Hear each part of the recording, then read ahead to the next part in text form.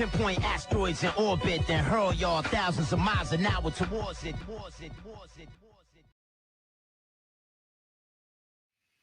Hey everyone, we're debating the flat earth and we're starting right now.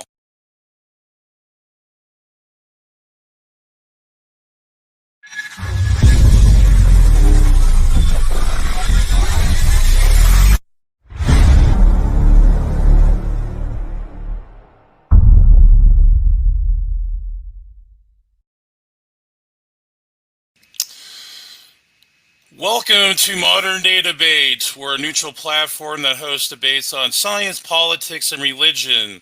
If you like reminders of our controversial debates we have coming up, hit that subscribe button. So we have Austin Witsit, who's taken the affirmative, and Maine Surveyor, who's taken the dissent position.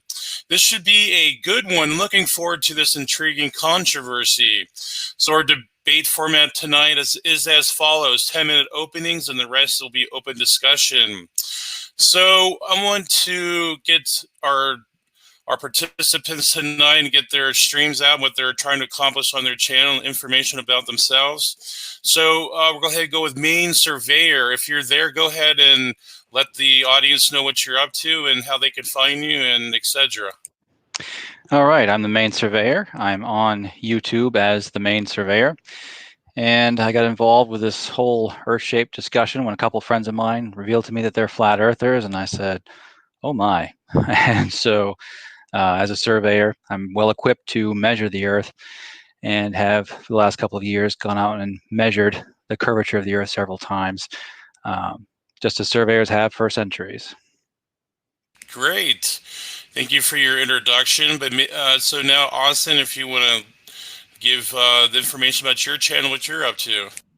Yeah, my name's Austin Witsit. My channel's Witsit Gets It. And I've been looking into the Earth for a little over 4 years. I'm just trying to verify the story they told us. It's easily falsifiable if you actually research it with diligence. We'll get into the intricacies of the survey in a second. But yeah, I'm just a college dropout, man, which of course, conveniently enough, that doesn't matter because it doesn't make your argument right or wrong. I call that an appeal to debt fallacy. So we'll leave that appeal to authority out of the picture, and we'll just, we'll see if we can objectively measure the Earth to be a sphere. Great. It should be a good discussion tonight. And so I believe that Maine Surveyor is going to open first, and he has a presentation he would like to share. So Maine, when you want to share that to the screen, we'll get that going. And okay. On your word, I'll start the timer. All right, you see my screen sharing now?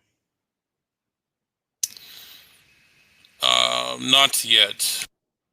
I think you'll have to click it once he pushes it through. Yeah.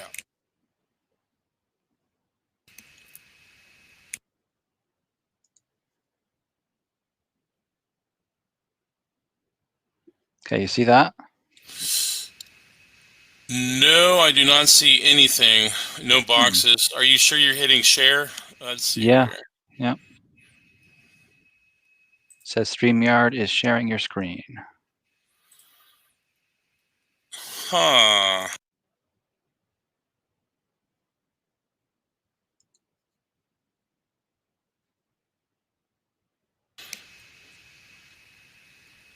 Yeah, so it's not showing up. Maybe you could exit out and retry it again. Okay.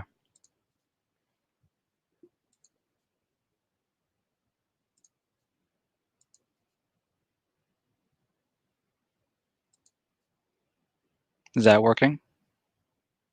No, there is nothing showing up for me to click in.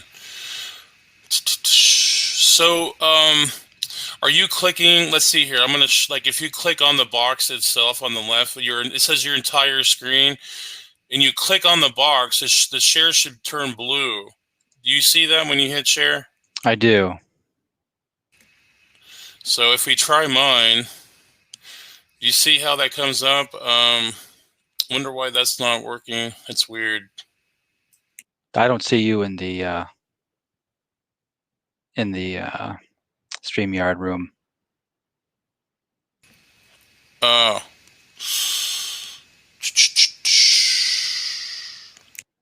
Oh, I see what's going on. Oh, good. Okay.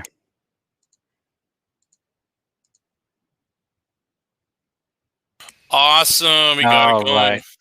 There we go. So on your word, we'll start your 10-minute opening, and then we'll give it off to Witsit. Okay. Let's do it. Okay, so surveyors measure the earth. Measuring equipment is pretty handy. Let's see now. Well, let's try this from the beginning again. It's not. Hold up a second. It's not Sure. advancing.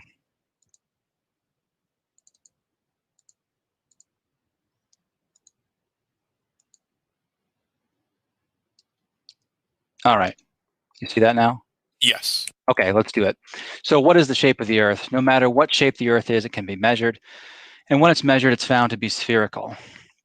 And this book details a history of the measurement of Earth from 1906, details work from several surveyors over the centuries. And here we have an actual book of measurements from 1900, measuring the American arc of the parallel. And it goes over triangulation, has triangulation measurements, spherical excess, and all those wonderful things we expect to see. Now, when a surveyor surveys, they don't have to recreate the wheel, as it were, with surveying. We build on the knowledge of those that came before us, and we do that through textbooks. And there are some foundational principles that surveyors must learn before they can go out and measure successfully. And here we have that vertical lines converge under our feet, that level surfaces are curved, mean sea level is curved. When we say the term mean sea level, we are invoking curvature. It's been measured by other surveyors. And we have the curvature and refraction correction. Here we have the 8 inches times the miles squared formula represented in the middle of the screen here as the C equals 0.667 m squared. And we do that for elevation correction. So curvature introduces elevation error. We need to fix that by getting the curvature out of our measurement.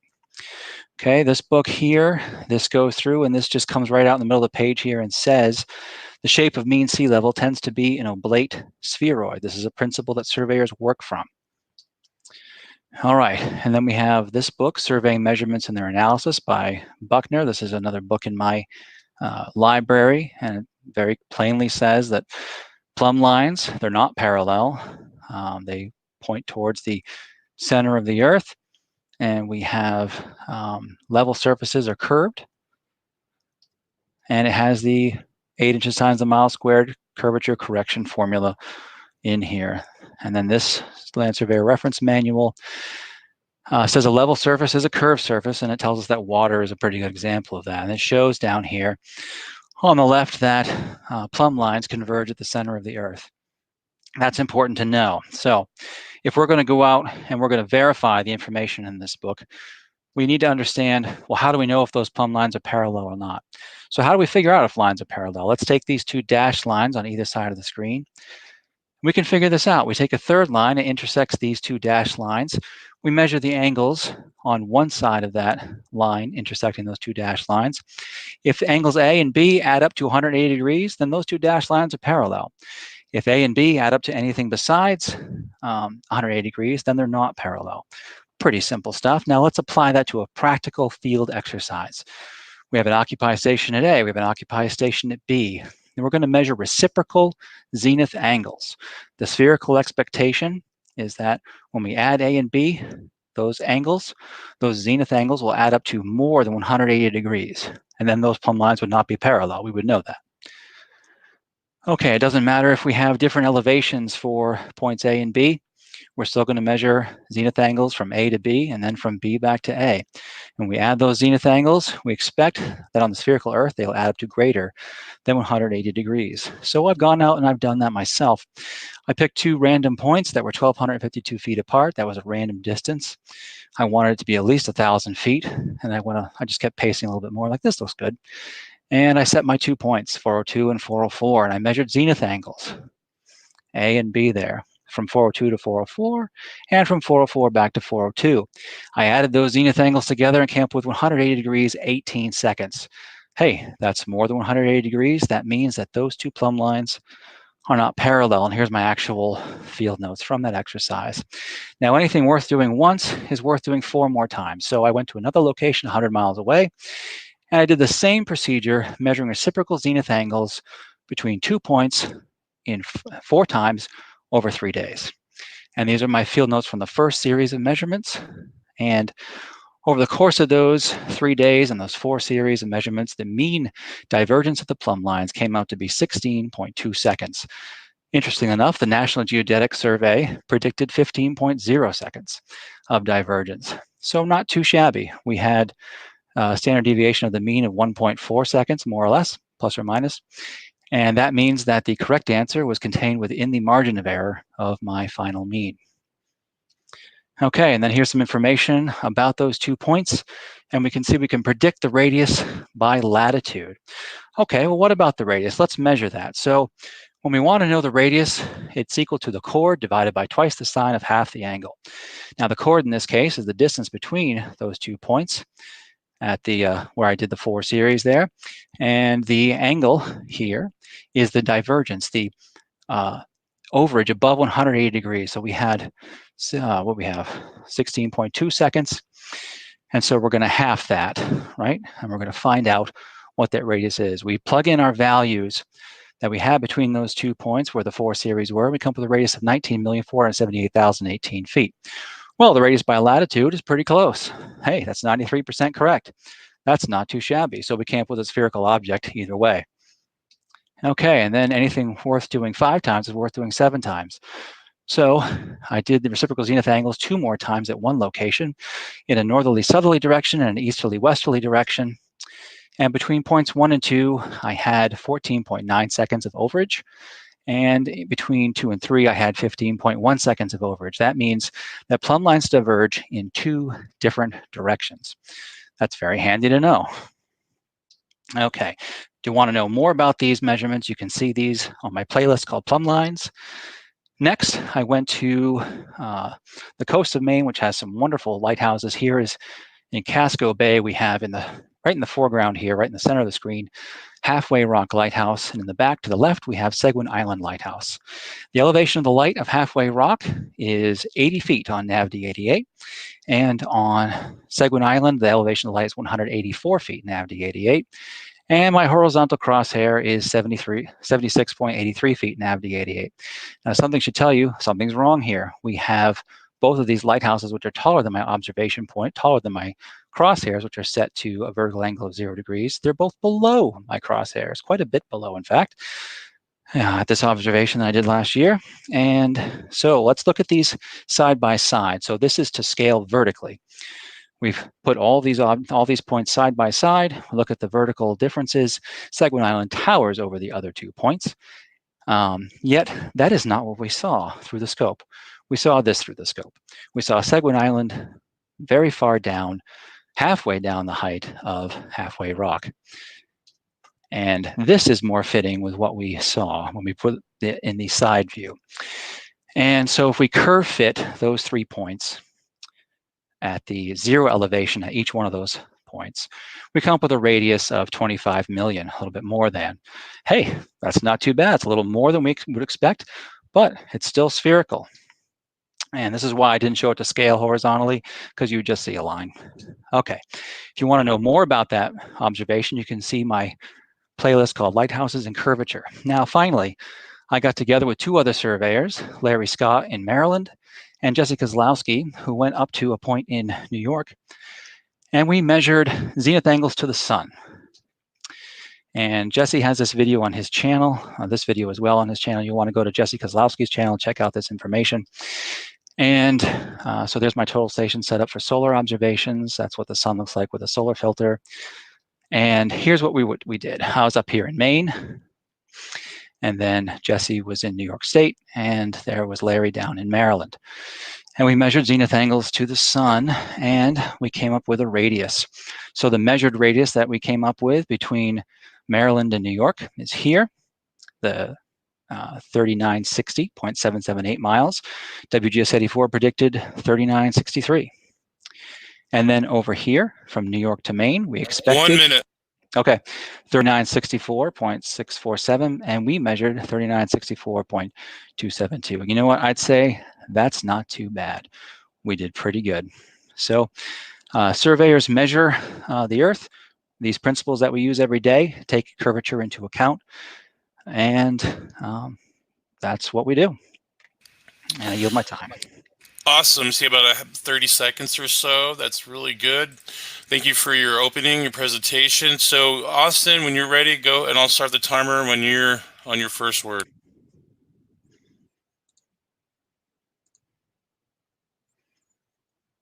I think you're on mute.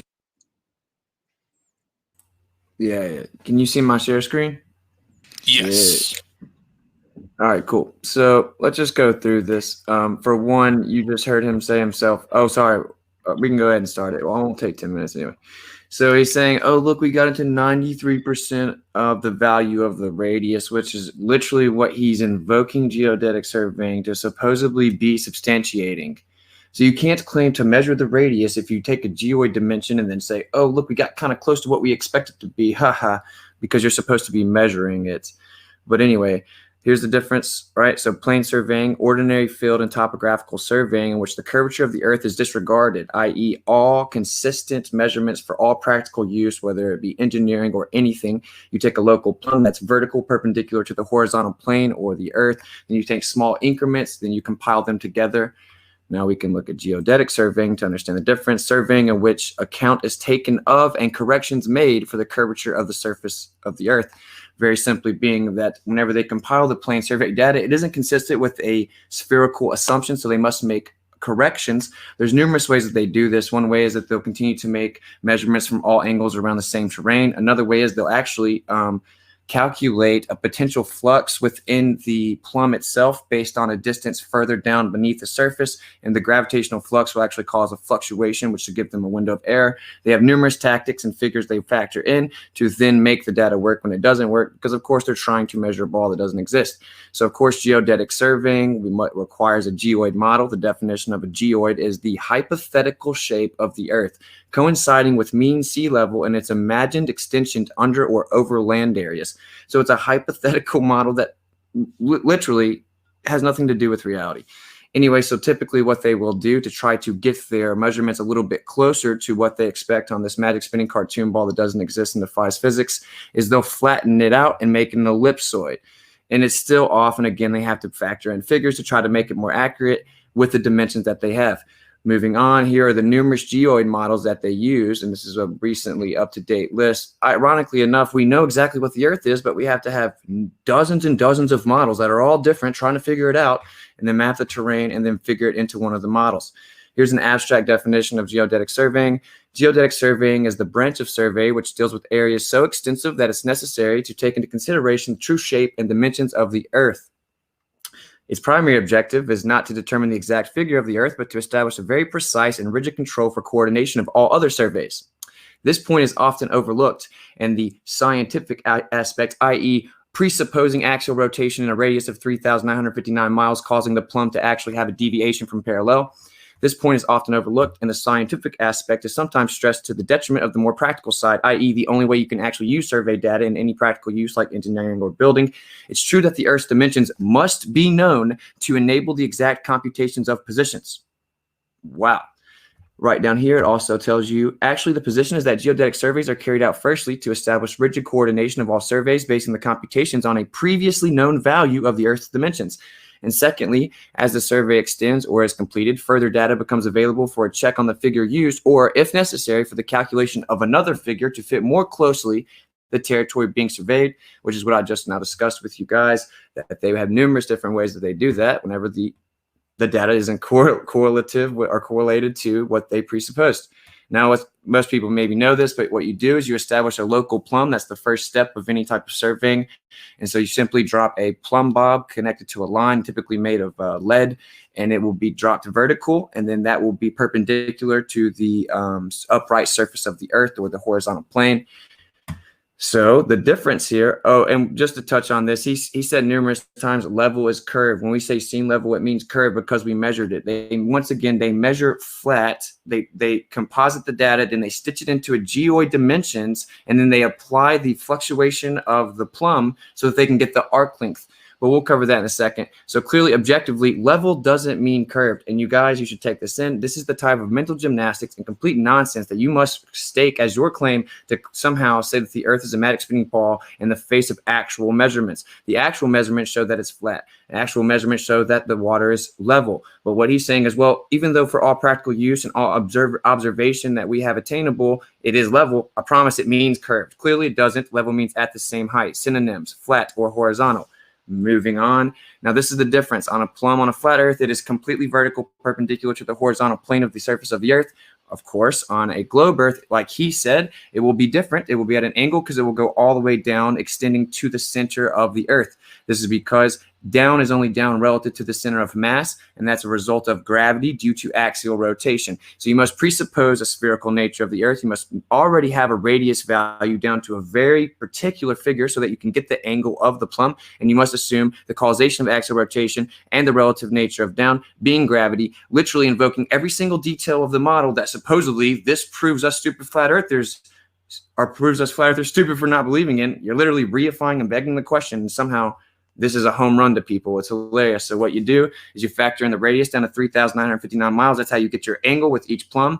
And then you use those angles and you map from point to point. And that's how you get what's called an arc length. So this is the arc length, right? This will be different than a line on a flat Earth, of course, because a line is the shortest distance between 2 points. A line would go through the Earth. So you have to obviously assume the difference all the way down to the radius. You have to have the radius value to even invoke geodetic surveying, to begin to act like you're going to do anything with it. This is objective. Now, he may try to challenge it, but it doesn't matter. I'll just go to the sources that he knows are real: geological surveys. The geoid's a surface along with which the gravity potential is everywhere equal and to which the direction of gravity is always perpendicular. The later is particularly significant because optical instruments containing leveling devices are commonly used to make geodetic measurements. When properly adjusted, i.e. whenever changed and assumed that the model they claim to be proving is already accurate, the vertical axis of the instrument coincides with the direction of gravity and is therefore perpendicular to the geoid, literally a reification of what you're claiming to be proving. All project development work, mapping, planning, design, right-of-way engineering, and construction for each specific department involved transportation improvement project shall be based on common horizontal and vertical datums, coordinates, and elevations. Now, what he's saying is that elevations are wrong because we know the Earth's a ball, so we're going to have to factor in elevation all the way down to the middle of a ball. Once again, literally, remedial presupposition of what's in contention. You can go down here. I'll link these. It explains it very explicitly what you have to do. So here's the geodetic reference framework. If you just type in plane coordinate, let's see how many times that they have to reference a plane coordinate system to even begin to attempt to do geodetic surveying. Over and over and over. Oh, wait, and over and over and over. So very simply, they have to establish plumb. And then assume the gravitational flux and then go down to the radius. To pretend that you're invoking this to somehow prove the measurements and dimensions of the Earth is so incredibly laughable. It's honestly insane that this is a debate. But nevertheless, I know numerous surveyors myself. You must establish local plumb, assuming vertical relative to a perpendicular flat surface. Only way that the data is ever accurate. It's the only way that we can even build things. You then stitch that together, map it into a presupposed dimensions of a geoid. Most of the time, you got to flatten it and make it an ellipsoid. Still doesn't work. And you take numerous measurements. Now, specifically to his introduction, he's talking about looking through numerous yards of atmosphere, taking an approximation of what he observes, trying to find the middle ground, work it into where he thinks it is. And he said, oh, we're only 1.3 degrees off. That's pretty good. Oh, we're only 93% off of the presupposed radius value we had to use to even try to figure this out. Oh, that's pretty good. So he uses optics, not actual measurement. He denies the actual measurement, which the efficacy is dependent upon assuming a planar survey. It's the only way you can get accurate data. So it's incredibly laughable, non sequitur for all practical usability of geodetic surveying. It requires plane survey data. So if he doubles down on the optics, I've already explained, it's nothing more than approximation. It fluctuates based on atmospheric conditions and observer height, and to pretend that somehow is a substantiation of a physical actual location is laughable. So there you go. Awesome. So you have about a minute to spare. We'll add that to the super chat and the end of the stream. Think so. Now we'll go into the open discussion, and I will break it up if there's any over talking ad hominems and etc. So go ahead, guys, and we'll try to get this done soon. Okay, Austin, if you don't mind, I'd like to address where you talked about plane surveying. Plane surveying is not flat. Plane surveying uses the 8 inches times the mile squared formula to correct their elevations due to curvature. The disclusion of curvature is where it comes into spherical excess. Plane surveyors don't take into account spherical excess because they're not surveying areas that large, but they must take the 8 inches times the mile squared formula into account to correct their elevations, or they will be wrong. And they do that all the time. That's why digital surveying equipment is automatically built. When you store that shot, it's corrected so that we can remove human error. No, we have sea level, and what you're claiming is sea level's curved. So they use sea level for elevation. You know, elevation, that's altitude or distance above sea level. You're claiming that isn't what it is because sea level actually means curved. So presupposing it means nothing. For practical use, you establish a local plumb vertical to a horizontal axis or perpendicular to a horizontal plane, correct? I never say anything about a horizontal plane. Okay, whenever you establish local plumb, you drop a vertical line, and that is perpendicular to the surface of the Earth, which is a plane, right? Well, the surface of the Earth is not planar. The Earth is curved, as I showed you before. When you establish local plumb. Excuse me? Is it assumed to be a plane when you establish local plumb? No. It objectively is. So feel free to specify. So you just made a claim that the Earth is planar wherever you drop a plumb, Bob. Do you have measurements that back that up? That's not what I said. What I said is when you drop the vertical plumb, it's vertical, so it's perpendicular to what? I don't drop a plumb, Bob. I know you don't because you don't do real surveying. What you do is you take the real surveying data, then you go over 12 kilometers, then you invoke geodetic surveying, stitching their data together, presupposing the geoid dimension. Did you not listen to my intro, bro? Can you show me where I said anything about 12 kilometers? Well, that's the typical measurement where geodetic surveying begins. Now, you're going to invoke something optically through 200, 300 yards and take an approximation, I would guess. But geodetic surveying is invoked over 12 kilometers. Do I have to cite it? So I didn't say anything about 12 kilometers. I said that surveyors, even plane surveyors, take elevation corrections due to curvature into account. They use the 8 inches times the mile squared formula. What was my rebuttal? Did you have one? Yeah, elevation relative. Yeah, elevation relative. You don't even remember my rebuttal. Well, let's go over it again. What did you say? Elevations relative to sea level. You're saying sea level's curved. So you're just begging the question. You're begging the question. So you dispute the textbook that I shared that said the shape of mean sea level is an oblate spheroid. So you're appealing to a textbook presupposing that the Earth's a ball, which means that sea level would have to be curved, but sea level means level. It's horizontal. You have to assume that it's convex over an orthographic view. So that you're appealing to a textbook, that's your response? I already showed you that I have backed that up with my own measurements. When I showed you the lighthouses. Specifically, then I'd love to dismantle them. Well, I showed that already with the lighthouse observation, that it backs up the textbook. So if you have something, the measurements that you made that dispute the textbook and what I've done, I'd love you to share those now.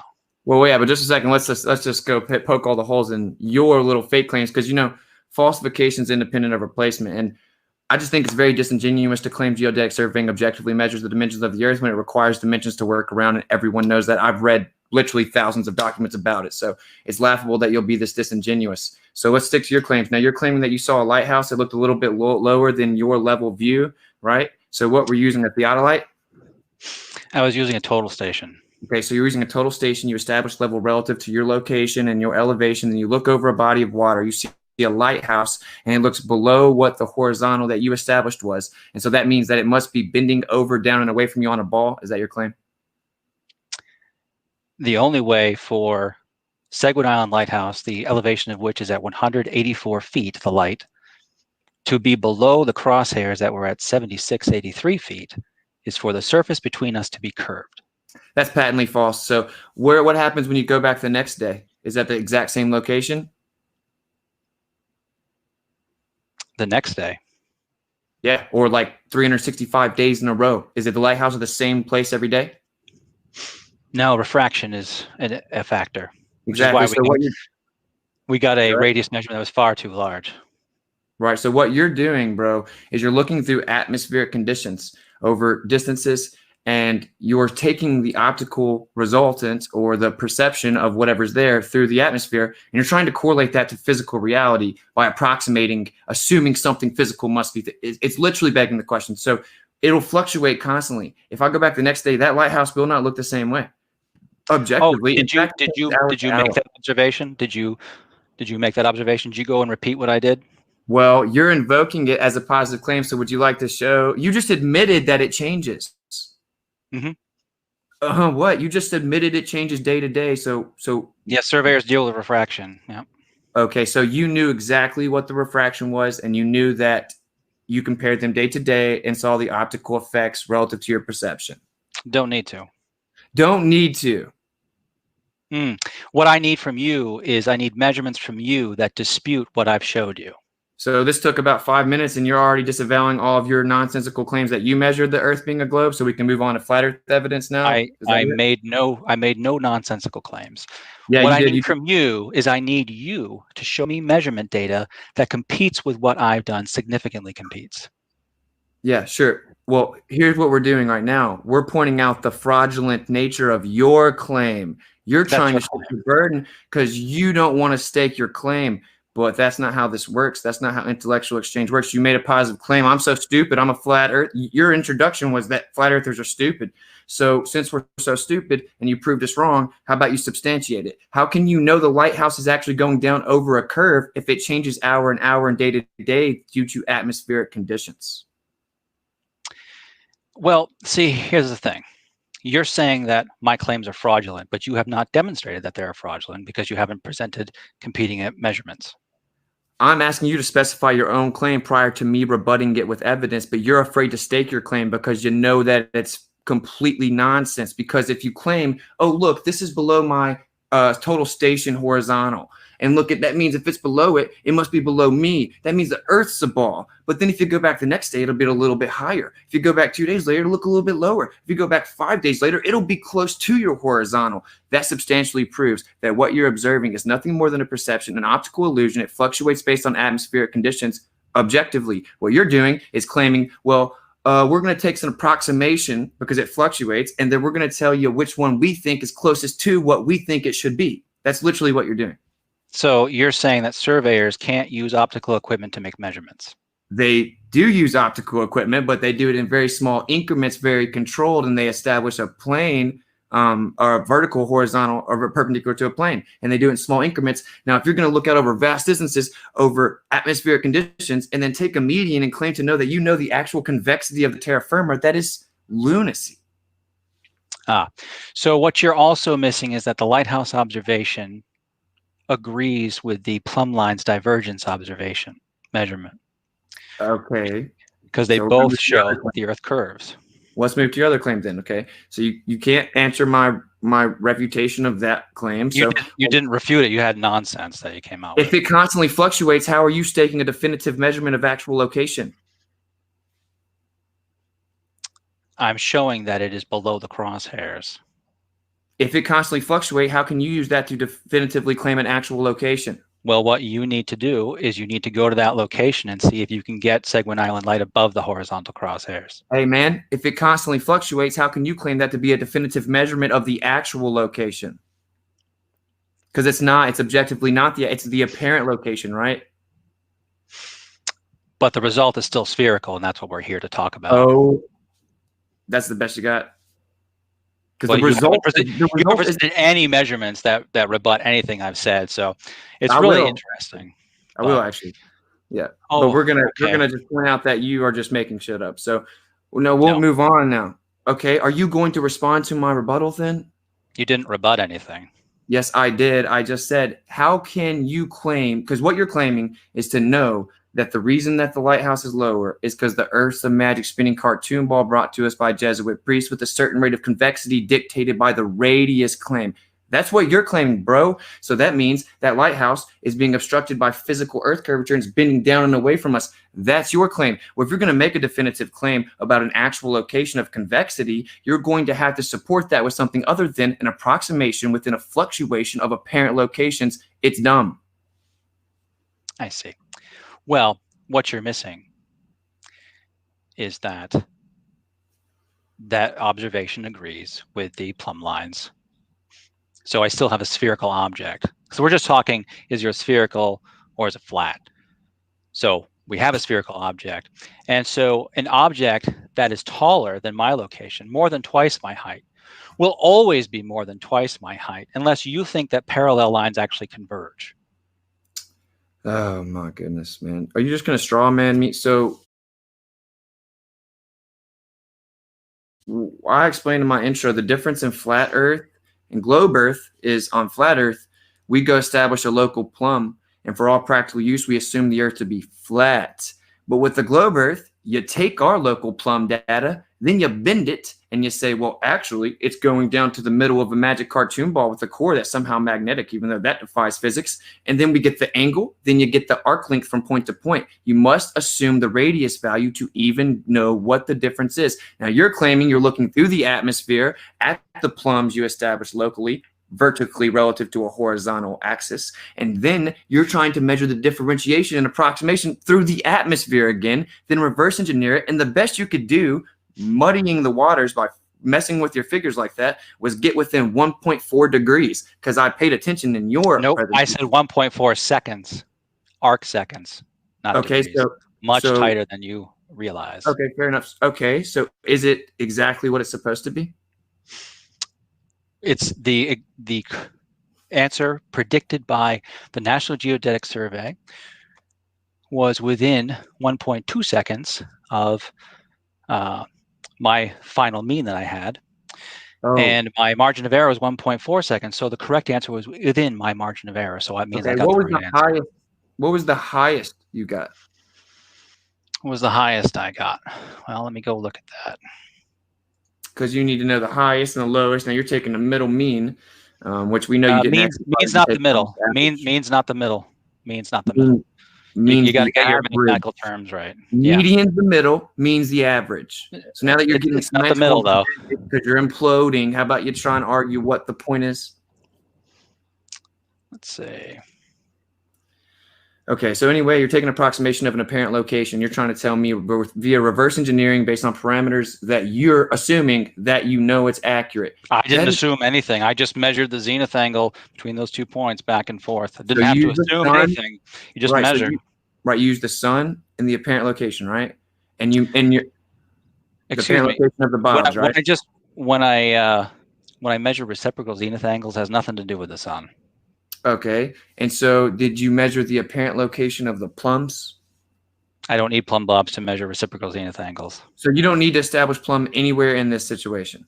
See, the total station and the target are both plumbed up, right, on the tripods. Thank you. I know. So you do have to establish plumb then. Right, but not with a plumb bob. It doesn't matter. Right. I just want to make sure that you understand how surveying works in the modern era. I think it's weird that you don't. That's your claim. Well, I think you do, but I think you're being disingenuous a little bit. So whatever. That's what you think. But you still have measurements that compete with my measurements. Specificity then, bro. Excuse me?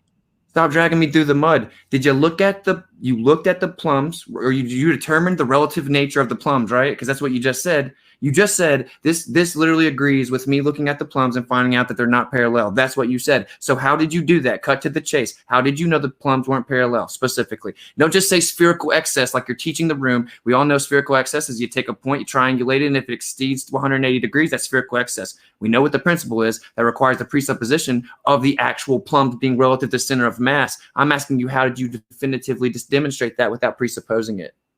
So you missed my opening presentation, obviously. No, so if two lines are parallel, to figure out if two lines are parallel, we must connect them with another third line that intersects both of them. And we measure the angles on one side of that intersecting line. How do you do that? Well, you set up your total station at one point, plumb it up, and then you set up a target at the other point, plumb that up. Mm-hmm. You point the total station at the target and read the zenith angle that's on the screen. What You do that in both faces, phase 1, phase 2, direct and reverse measurements, and you do multiples. Okay, sorry to interrupt you. Excuse me? What distance was this done at? Well, I've done this with various distances, but the one where I did it I did it four times in one place. It was over 1,500 feet between the 2 points. You look through 1,500 feet of the atmosphere whenever it's known all across the board. I've talked to dozens of surveyors that you're messing with getting accurate results extending over like 200 yards. You're really not going to get a you went 1,500. Did you say feet? 1,500 feet? Yes. Yeah. 1,500 feet. So you go 1,500 feet out and you look through the atmosphere. Then you get an approximation of the apparent location, and then you get an average, and then you figure out what you think off from parallel it is, correct? No, it's not what I think is off of parallel. It's what the measurements show. The measurements through the atmospheric conditions that are constantly fluctuating, right? If you want to keep making the argument that surveyors can't measure through the atmosphere, go ahead and keep doing that, because you're going to land yourself in a really ridiculous place. Straw man fallacy. Cool. Good job, bro. Beat that straw man up. Do you actually know what I said? Do you even know what I said? Yeah, you're saying that I can't measure through the atmosphere. Okay, once again, a straw man. So you have to measure through the atmosphere. It's the only way survey data is compiled. But I said you have to do it within short increments, like maximum 200 yards or so. You just said 1,500 feet, and you admitted that what you do is you look through that 1,500 feet of atmosphere, and then you take the mean of the apparent location, reverse engineering what you think it is. That's you got it all wrong. You got it all wrong. So I point the crosshairs at the center of that target, right? Mm-hmm. And then I look down at the screen and it tells me what the zenith angle is. I write the zenith angle down in my field book because I don't want to collect any of this data in a data collector and have it apply curvature corrections after the fact. I need to know what's happening before it does any kind of curvature correction. So that's how this observation works in all the times that I've done it. I got a question before we go further. Excuse me. Let me. No, hold on. Go ahead. Just go ahead. I'm not guessing where the center of that target is. I'm pointing my crosshairs right at the center, right? And then I flip the scope, turn it around, shoot it in reverse. And then I do it 4 more times. So this is already put through so much rigorous measurement that I'm very certain of where this ends up. That's why the standard deviation of the mean at the end is plus or minus 1.4 seconds, not degrees. Because it's only 1,500 feet away. So it wouldn't be much off. Only 1,500 feet away? Oh, okay. So you agree that it's not a very long distance. Oh, yeah. Keep interrupting me, bro, after I let you monologue bullshit. So it wouldn't be much off if the Earth was a sphere if you're only 1,500 feet away because the radius is 3959. Your angle would barely be off. So what you just admitted, and you don't seem to admit, is that you're measuring such a minute fluctuation through the atmosphere of an apparent location by sitting the center of what you appear to see. You're also admitting to get a mean, it isn't always the same center. You go the next time, you got to move the center down a little bit. Then you're taking the average. And of course, it isn't a big fluctuation because you're only 1,500 feet away. If the Earth was a sphere, it wouldn't be big. So you're just giving us this little bitty minute comparison on a standard of comparison. So to know how accurate something is, you have to have a standard to compare it to. And the standard you're comparing it to is the very thing you're claiming to prove, which is the dimensions of the geoid model. And I said this in my opening. And I didn't actually say anything about the geoid model, comparing it to that. So geoids for elevations. Anyway, so what I'm doing is I'm measuring over and over and over. Repeatability is a foundation of good surveying. You seem to be saying, now correct me if I'm wrong, you seem to be saying that doing the same measurement over and over is actually adding error. Is that what you're saying? Sorry, say again. So I'm saying that repeatability is the foundation of good surveying. So by measuring this over and over and over and over, I'm saying that's going to get us a better result. You seem to be saying that repeating the measurement over and over is introducing error rather than reducing it. No, wow, that was so. I just want to make sure, is that what you're saying? Because I wanted you to clarify. You're so desperate, man. You're so desperate right now. You're straw manning me. It's intentionally deceptive. It's very No.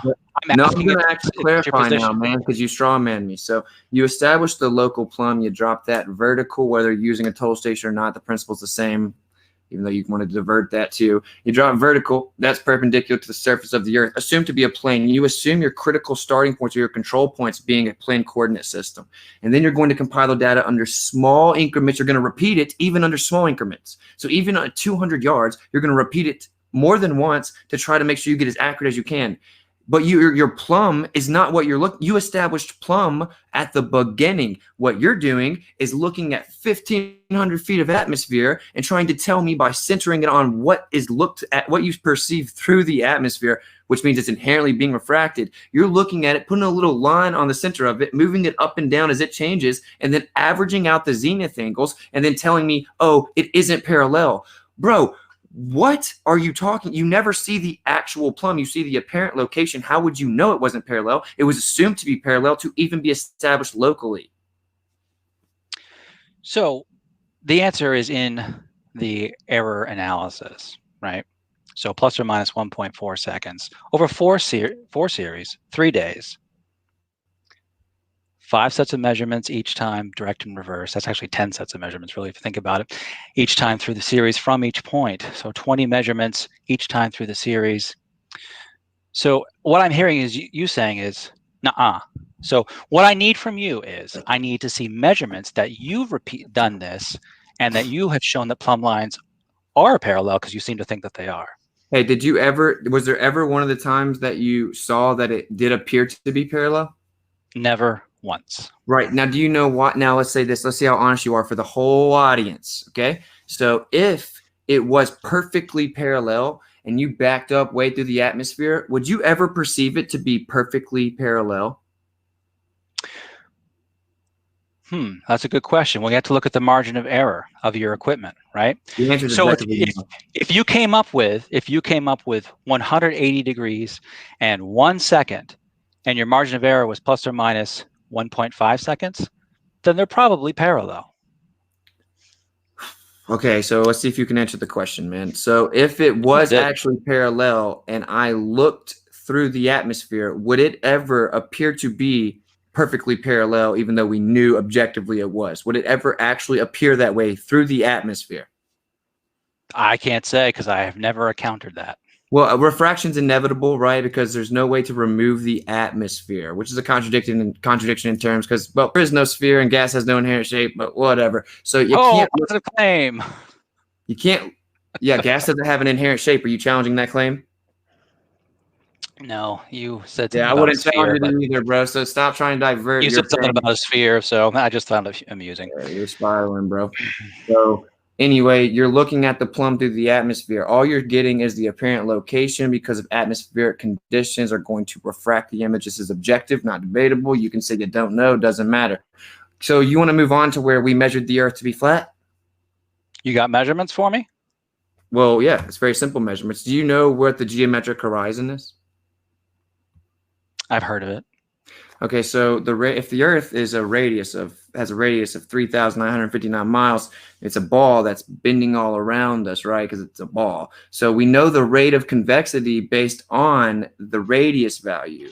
Okay, that's where you get your geometric horizon. It's 1.225 times the square root of the observer's height in feet. That's where the geometric horizon should be. It can be closer than that, but it cannot extend further than that because the geometry necessitates that the rate of convexity be below that marker, right? You're following me? So that means at 1 foot, the square root of 1, of course, being 1. If we made an observation at 1 foot, we should be able to see the geometric horizon or Earth curve no further than 1.2 miles away. We have an observation from 1 foot where we see the horizon beyond 10 miles. That would make the radius of the Earth need to be 260,000 miles. That falsifies the claim that it's a physical location like you're trying to claim with your freaking lighthouses through the atmosphere. So we have the only way that survey data is valuable for practical use is assuming plane. And then we have observations that would require the radius value be 260,000. Now, would you just see if you're honest, would your geodetic surveying computations be accurate if your radius value assumption was wrong? Don't have a radius value assumption. So how do you know what the angle of plumb is then relative to center of mass? Don't need to know what the radius is to measure the divergence of plumb lines. Okay, so you just said that you got within a certain amount of a standard of comparison. What's your standard of comparison if you don't know the radius value? The National Geodetic Survey. I don't have to They have the use radius in my radius head. value. They use the I radius. don't have to have the radius in my head to make a measurement. Well, good thing I didn't say that, did I? Well, I'm just letting you know. Well, I think everyone knows that you probably don't even know the actual size of the Earth. So, but you measured it though. So anyway, so you can straw man me and all that other what's stuff. the circumference of the Earth? It's not really important, is it? I thought you said that I was straw manning you. So you don't know the size of the Earth. It's all good. So it's 24,901 miles at the circumference, 21,160 nautical miles, 3,959 miles of radius, whatever, doesn't matter. So whenever you get that radius value, that's how you get what the angle should be relative to center of mass. You, of course, can't get your angle to center of mass without knowing where the center of mass is. So the very survey that you know that. Don't have to know that. Okay, so how do you get your angle to center of mass if you don't know where the center is? The divergence of plumb lines. And then you compare that to what? I don't have to compare it to anything. Well, that was your whole postulation, was we got within this amount of the standard of comparison. Right. That's what you said. I thought that you'd find that interesting, that an independent check of the divergence of the plumb lines at a particular location was within the margin of error for the your predicted assumed model you're supposedly proving. It was within a very tight margin of error of the predicted divergence of those plumb lines. Based on the model, right? Based on the WGS 84 ellipsoid. Yeah, ellipsoid, which is a flattened geoid, because the geoid doesn't even work that good. Geoid's used for elevation, where we say water goes through the land and all this crazy nonsense, bends convexly because level's curved, because I'm smart and I read out a textbook and I don't critically assess things. And then you're saying that makes sense, sea level's curved, and that we can just go from there. And if you don't believe me because I presuppose the ball earth with the radius dimensions of the geoid model flattened to an ellipsoid, but it still has the same radius value whenever you calculate plumb, then that somehow means that your reification and begging the question's accurate. You're getting on here debating a flat earther, calling him stupid in your opener, which is why I might be a little bit Never called you stupid. Well, it was implicit in your wording. And so whenever you come with that arrogance, I mean, dude, it's kind of ridiculous. You're basically coming implicit under the guise that this is measuring the dimensions of the Earth, but it's not. I just now read on the Geological Survey's website, it requires those dimensions to even do it. So would you be honest and concede we cannot definitively measure the radius of the Earth using geodetic surveying? No, geodetic surveying can measure the radius of the Earth definitively. How so? It has. It already has. I just explained that it can't. It has to have the dimensions prior to the measurements. Great. Give me the evidence that you collected that shows that it can't be measured. No. Stop trying to divert. Geological Survey's main website says you can't do geodetic surveying without the dimensions already being accessible. Do you agree or disagree? I disagree. So you disagree with the Geological Survey's website? I disagree with your characterization of what you think the Geological Survey says. So do I need to pick it? I'll screen share again then. I want you to listen to me very carefully while you're looking for that. I don't need to know the radius of the Earth before measuring it. That's seems like you're silly. Lost. All right, well, I'm just going to read it again then. This is ridiculous. Okay, so it says right here, actually, the position is that geodetic surveys are carried out firstly to establish rigid coordination of all surveys, basing the computations on a previously known value of the Earth's dimensions. Is the radius value the Earth's dimensions, yes or no? It's part of it. Okay, so would you need to know the radius value if you need to know the Earth's dimensions? So the surveyors that did the work originally to figure out what those dimensions are didn't know what the dimensions were before they measured it. I'm glad you brought that up. That's actually patently false. So where did the radius value first come from? Do you know? First came from? Well, some people attribute it to Eratosthenes, but there's many different measurements. Our equipment gets better and better through time. Thousands of people have measured the radius of the Earth. Sure, fair enough. Technology gets better over time. I get it. I have an iPhone. But Al-Biruni is the one that's attributed to establishing the radius. And what he did was he measured angle dips in the horizon.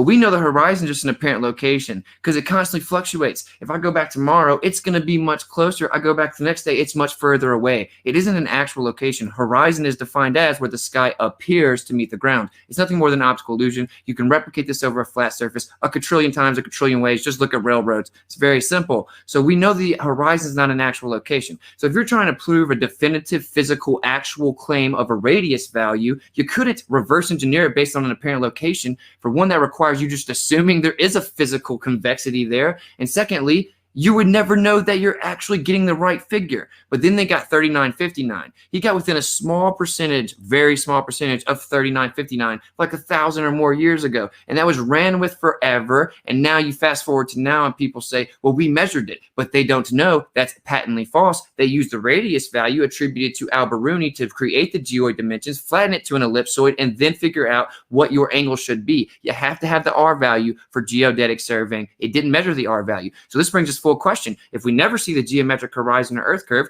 how do we know it's there? Oh, we measured it. Well, how did we measure it? By looking at the apparent horizon. That doesn't work. So how do we know what the R value is? And by the way, guys, it isn't as simple as it might be wrong. That means the whole model's wrong. Everything about the model's wrong.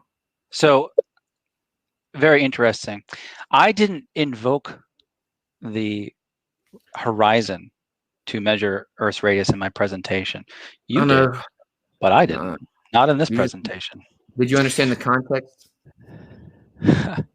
I heard that you're attributing. I hate to interrupt, guys, Al-Biruni. but we're going to try to wrap this up in the next 5 to 10 minutes because I know Maine has to get out of here at 11 Eastern, and we got a bunch of super chats. And yeah, so we can conclude this in a few minutes. Thank you. Okay, so before we get too far away from this, you said something about seeing the horizon 10 miles away from 1 foot above. What equipment did you use to establish that distance? There are oil rigs in the water with known distances, and they're used as a frame of reference of distance, verifiable distance. Who told you where those oil rigs are located? Who told us? Well, it's on any type of mapping you want to use. Oh, did you verify that independently, that distance? Did you measure it yourself? Are you challenging the distance to the oil rigs from the shore that's on like every map in the world? No, I'm asking you. Did you independently check that distance yourself?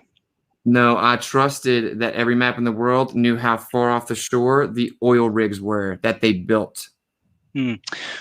What was the coordinate used for the coordinate system used for the location of those oil rigs? Was it latitude and longitude? Why do we need a coordinate system? Oh, you mean a Cartesian coordinate system?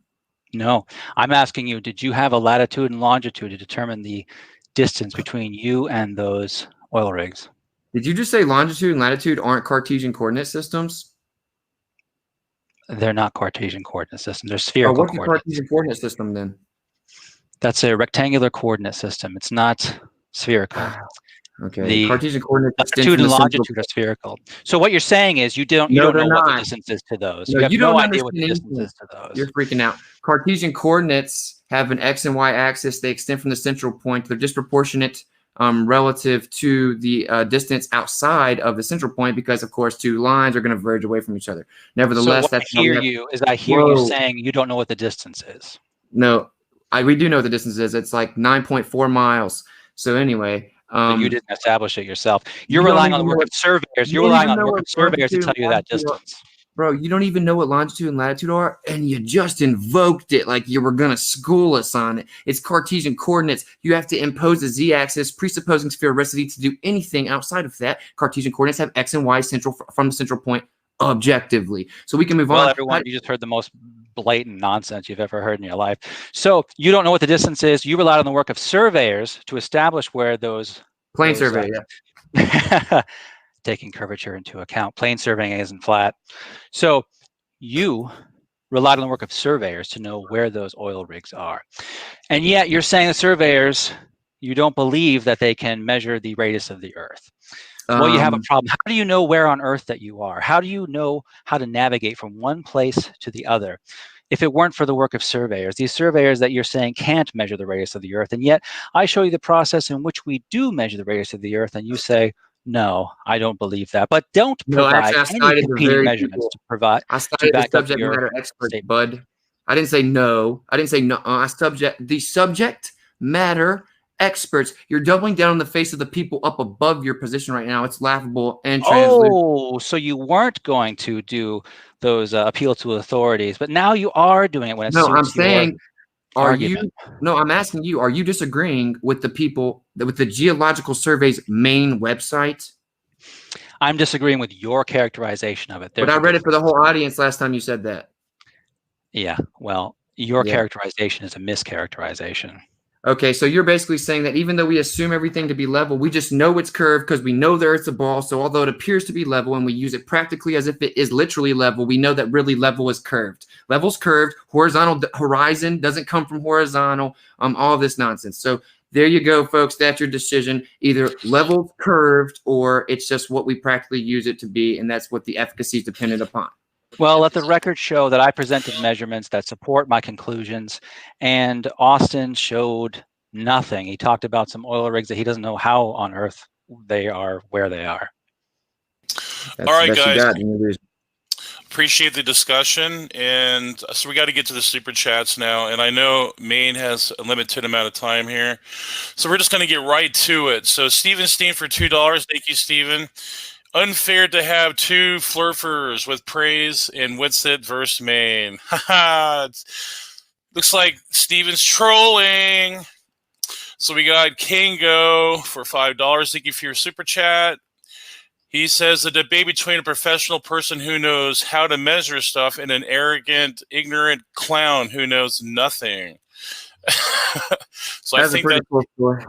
Yeah. So that was directed at you, but we can just go to the next one. Jordan Smith for $5. I see why Thompson keeps his lapdog around. Witsit presuppose he's actually intelligent, could debate.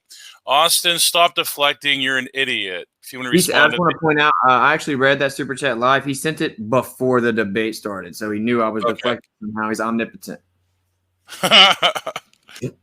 We'll get to Sleepy Dan for $2. Thank you for your super chat. All that debate and no measurements from Austin. Oh, yeah, I mean, coming at you.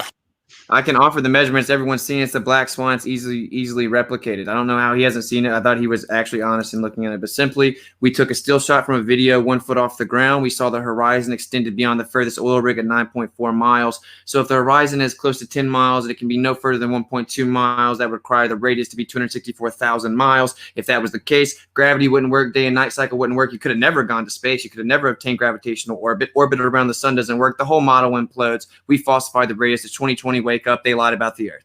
So it's completely, Black Swan's completely unsurprising. You're doing it where the refraction is the most extreme. That's not true. So okay. You can see further when it's clearer, and he's saying that when you see further, it's not clearer, and that's when there's more refraction. Now there's still refraction because you're increasing distance, and refraction is proportionate to distance because you're increasing the atmosphere between you and the place you're seeing. But you can see further when it's clearer. He's claiming the opposite, just like he claims level means curved. So Austin poo-poos when I look 1,500 feet, but he's allowed to look 10 miles and say definitively that it supports his position. No, because I don't have to. I'm not making a physical claim about the horizon. Right, I know you did. You absolutely did. You said it was 10 miles away. Your physical claim of 1.2 miles away. All right, so this is from Spartan Theology for $1.99. It's a question for Flerfer. How do you explain the LIDAR data? LIDAR. The LIDAR data? You mean when we presuppose causation of gravitation that is literally in no way detectable? That's how do I explain it? You don't substantiate in any way causation. You just presuppose it. It's undetectable. You're taking a phenomena typically using lights, and then you're telling me how you think light works, and you're telling me the differential based on a presupposed cause that is literally not detectable or proven. So it's pseudoscience. So you're saying a point cloud isn't useful in surveying from a LIDAR mounted, a drone mounted LIDAR unit? So wait, am I saying it's not useful? That seems to be what you're saying. He's saying explain it as if it's impossible on a flat Earth. Are you not keeping up? All right, next. Next question. Yeah. So This is from Lael is here for $10. The coordinates of the lighthouse will not change coordinates over 10 years. However, the refraction of each of those days will change the apparent position of the lighthouse. You both can respond to that. That's what I said. So let him take it away and obfuscate. Sure, the lighthouse might look a little higher, might look a little lower than we saw in that photograph, but it doesn't stop that there's curve between those points. Curve, refraction is what it is, but there's still curvature there. Just because we just know Yeah, so we got to make these quick and pithy. So this is a super chat from Andrew Hanselman for $5. Austin, I saw you leave the dollar store with the NASA shirt. What's up with that? That's not true. I've never owned a NASA shirt. I'm not big into like praising little Nazi worshiping weirdos that give us cartoons for 60 mil a day. All right. So this is from Kango24 for $5. Thank you for your super chat. Witsit. A sextant presupposes a globe to work. Sextants work. It presupposes a globe to work. Just imagine not understanding how you just refuted yourself. So, next. So this is from Alex Stein for $1.99. Thank you for your super chat. Maine Surveyor is a plum head. Am I wrong? They're coming at you, Maine. No, well, it is what it is, I guess. They're going to say what they're going to say and think what they're going to think. Doesn't change the measurements that I've made. So this is from Verillion for $5. When did Fred Durst's brother finish elementary school? Oh, they're coming at you. What's it? So this is from Flat Earth 9 for $5. Thank you for your super chat. Measurement and math confuse flat earthers, but strawmanning and lying about what surveyors actually do supports their narrative. So Witless is right. That's crazy because I know someone with literally a mechanically engineering degree that like builds highways, and he talks to me about surveying all the time. For all practical use, you assume plain surveying. So basically what you're doing is you're so blinded by the normalization of appealing to credentials and pieces of paper that cost you hundreds of thousands of dollars in debt. You don't think you can think for yourself. But hey, for the audience all at home, you can think for yourself. You don't need to rely on someone else with a piece of paper. Just think for yourself. Yep, just look at the measurements that I had and look at whatever it is Austin thinks he had.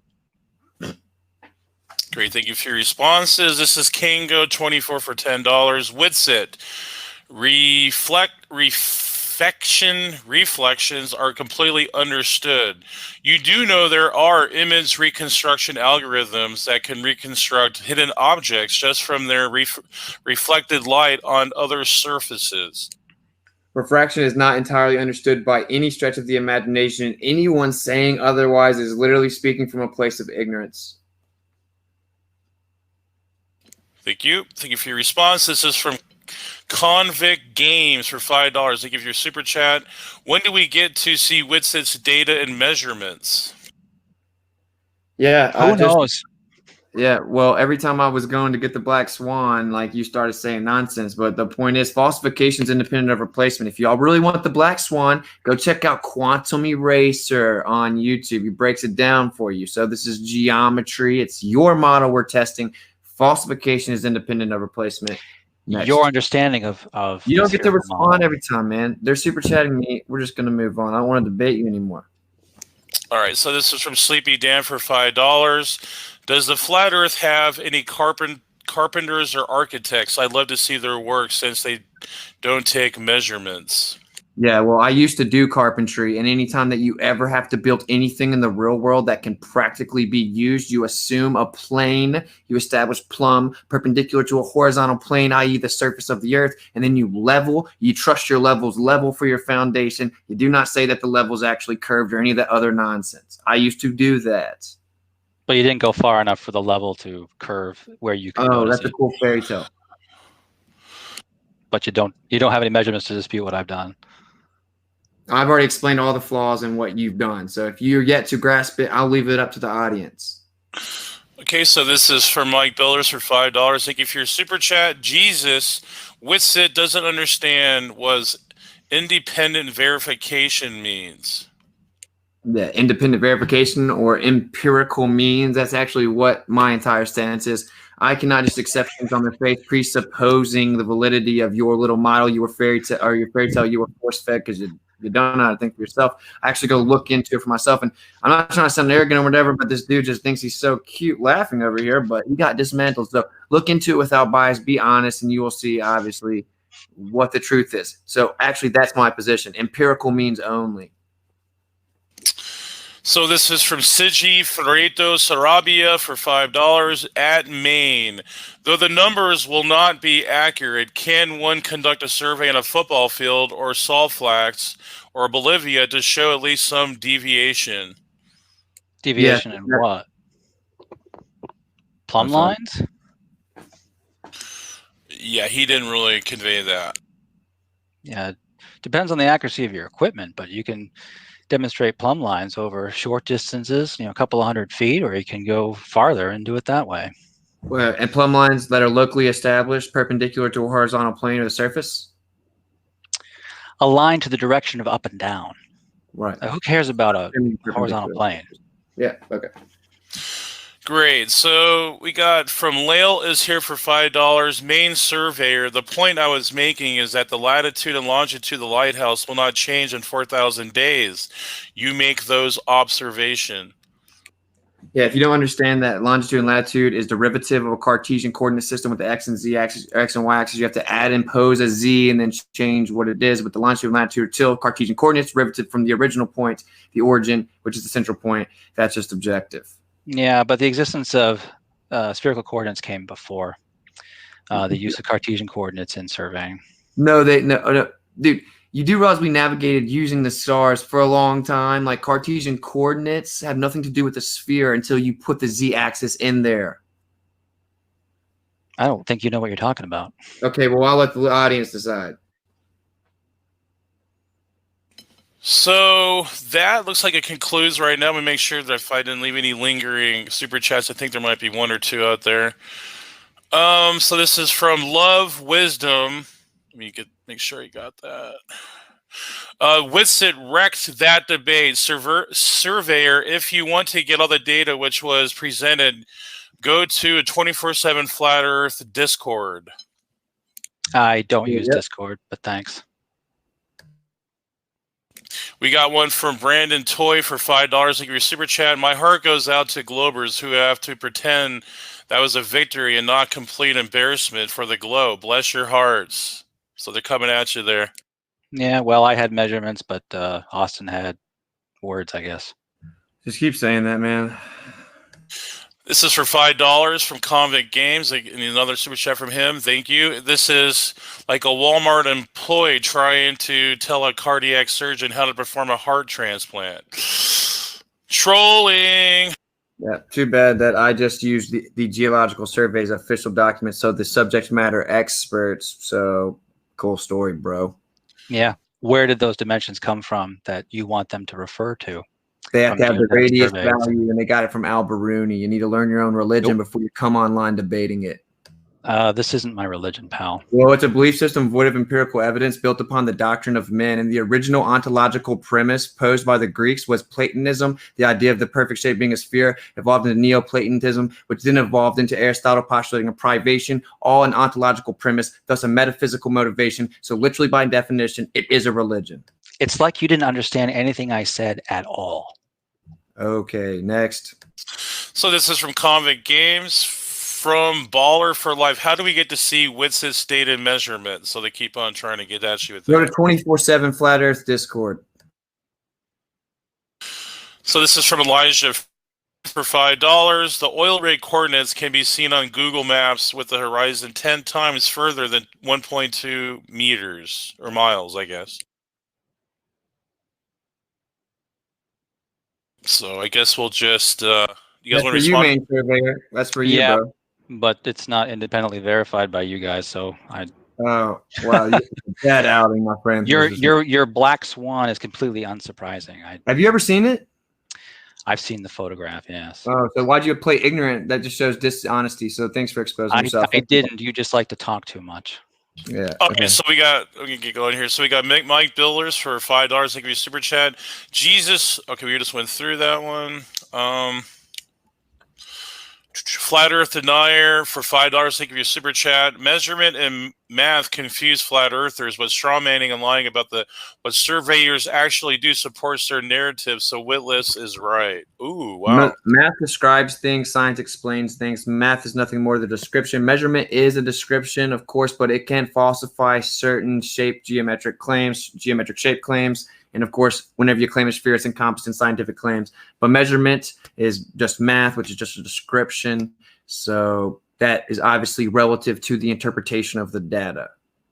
Right. And the data that we saw tonight shows curvature. Based on you presupposing axial rotation, gravitation of mass particles, fluctuation and plumb, your angles to impose your arc length, the geoid dimensions, the R value itself.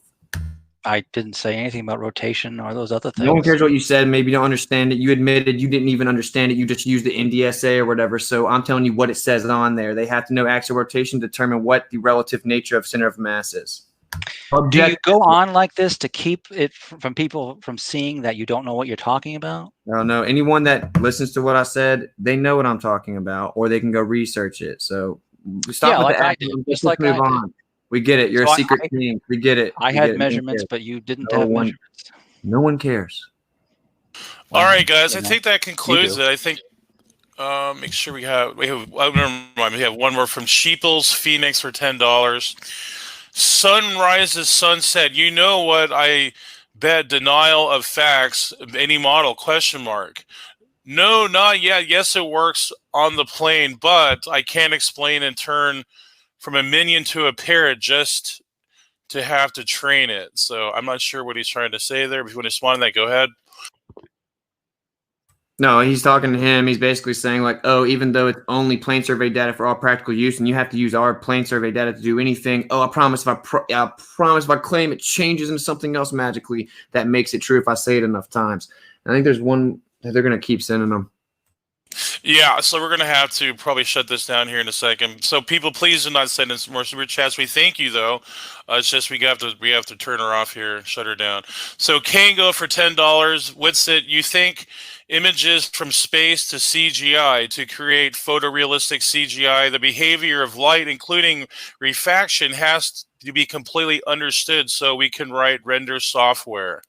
That's actually not true. So when I challenge the characteristics of light, we know exactly how long it would take for the illumination rate to take place. We use a sensor, send it to a certain distance, it comes back, the sensor picks it up. What I'm challenging is that you're claiming that a physical particle travels from point A to point B. I challenge that because it makes no sense. It's not true. So yes, the illumination rate is consistent. We've measured it. We can actually use it to measure and build a house, right? But it doesn't actually mean that there is a speed of light, which means it travels from point A to point B. In my opinion, light is nothing more than ether perturbation or derivation of state of the medium, which is, of course, y'all are scared of that because that means God had to put it here. And then you see it illuminated based on the energy input. What I'm saying is you don't understand the characteristics presupposing solidity and physicality. You'll never understand anything beyond that. It's a futile pursuit.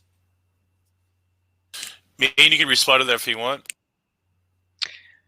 Well, that was kind of interesting. But I didn't make any claims about light other than refraction. Yeah, no doubt. That was just a super chat. I do want to say after the super chat, I want to say one nice thing if that's cool, bro. Yeah, sure. So this is our last super chat we're going to read tonight from Twit. Yeah, but can the Maine Surveyor rap? So I think that's perfect timing. There's my segue. So here's a little rap I have. I'm just going to say it like a rhyme, but it's pretty short. And all jokes aside, I've asked aerospace engineers, PhD in astrophysics, et cetera, to ever respond to this. They can't. I might mix it up, chop it up, whatever. I'm just going to go off the top of the head. But prior to proclamation, we're tired of the calling names and hating, obfuscation, so respond to the postulations. Ever wonder what space is? They say it's vacant, pressure adjacent, but that's a second law of thermodynamics violations. Problem is, you don't even understand what your claim is. Conceptual dilations, physical privations, or both space-time reifications. You take a concept, give it concreteness, you misplaced it. And then we took a paperclip operation. Nazi scientists put them in charge of space exploration, signed the Antarctic Treaty within a year of NASA's foundation, bring up the horizon, get a conflation of actual and apparent location. A spherical necessitation is the south-north continuation or circumnavigation, but Antarctic exploration is forbidden with the cooperation of every major nation. But you're afraid to say this. We give NASA 60 mil a day in payments, and that's for paintings and computers generating animations. Falsification is Wow. independent of replacement. Pretty good, pretty good. So, Howard, before we shut her down here, Howard had a super chat. He says it didn't get read, but we apologize, Howard, if we couldn't get to it. We will. I think James might read it the next time he comes on. So, is there anything else you want to say before you guys want to Maine? Before we get off here or conclude? Well, with? I just want to thank you guys for hosting this this debate, and thank Austin for showing up. Hey, Austin, I know this got contentious, but I want you to know I don't hate you. I'm not angry at you. We're just disagreeing on the shape of the Earth. There you go, man. Nothing personal, man. Yep. Yeah, it was a spirited debate, good conversation, and controversial, of course. So we're going to shut her down now, and we're going to say keep sifting the what is it? He said I forget what he says. I'm just going to say the untruth from the truth, and good night. Good night. Peace.